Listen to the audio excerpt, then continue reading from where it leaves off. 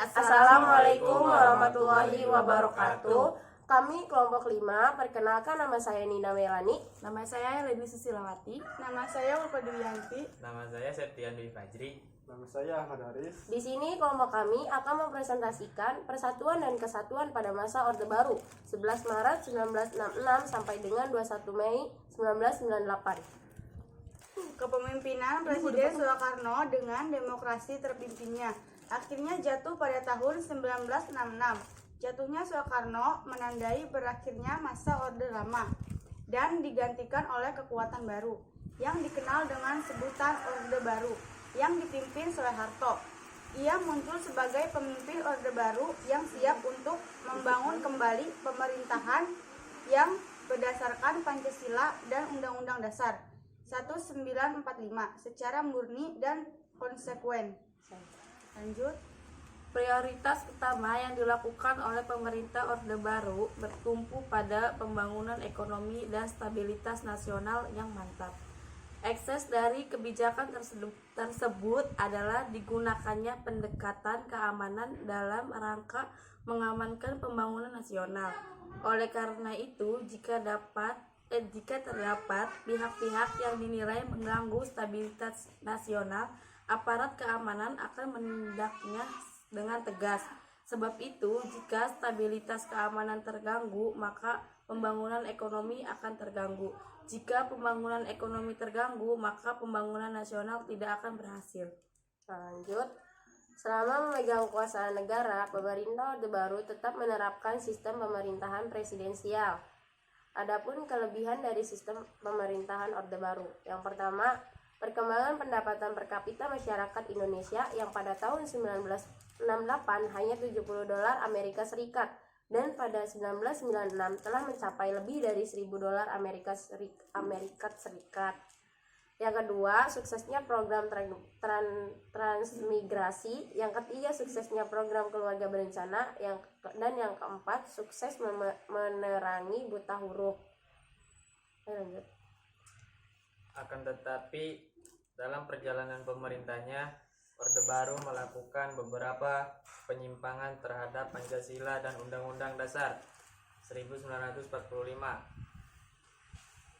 Beberapa penyimpangan konstitusional yang paling menonjol pada masa pemerintah Orde Baru sekaligus menjadi kelemahan sistem pemerintah Orde Baru adalah sebagai berikut. A. Bidang ekonomi. Penyelenggaraan ekonomi tidak didasarkan pada pasal 33 Undang-Undang Dasar 1945. Terjadinya praktik monopoli ekonomi.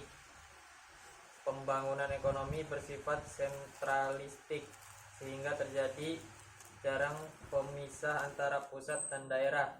Pembangunan ekonomi dilandasi oleh tekad untuk kepentingan individu. B. Bidang politik. Kekuasaan berada di tangan lembaga eksekutif. Presiden sebagai pelaksana undang-undang kedudukannya lebih dominan dibandingkan dengan lembaga legislatif. Saya akan lanjutkan dari Septian. Pemerintahan bersifat sentralistik. Berbagai keputusan disosialisasikan dengan sistem komando. Tidak ada kebebasan untuk mengkritik jalannya pemerintahan. Praktik kolusi, korupsi, dan nepotisme (KKN) biasa terjadi yang tentunya merugikan perekonomian negara dan kepercayaan masyarakat. Kemudian ada C. Bidang hukum. Perundang-undangan yang punya fungsi untuk membatasi kekuasaan presiden kurang memadai, sehingga kesempatan ini memberi peluang terjadinya praktik KKN dalam pemerintahan. Supremasi hukum tidak dapat ditegakkan karena banyaknya oknum penegak hukum yang cenderung memihak pada orang tertentu sesuai kepentingan. Hukum bersifat kebal terhadap penguasa dan konglomerat yang dekat dengan penguasa. Segala penyimpangan yang disebutkan di atas mengakibatkan negara Indonesia terjerembab pada suatu keadaan krisis multidimensional. Kondisi yang mencemaskan ini telah membangkitkan gerakan reformasi menumbangkan rejim otoriter.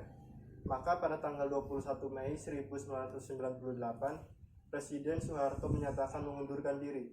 Sebagai gantinya, B.J. Habibie yang ketika itu menjabat sebagai wakil presiden dilantik sebagai Presiden RI yang ketiga. Masa jabatan Presiden B.J. Habibie berakhir setelah pertanggungjawabannya ditolak oleh Sidang Umum MPR pada tanggal 20 Oktober 1999. Jika ada yang mau ditanyakan, kalian bisa komen di kolom komentar ya. Cukup sekian presentasi dari kelompok kami, kurang lebihnya mohon maaf. Wassalamualaikum warahmatullahi wabarakatuh. Bye.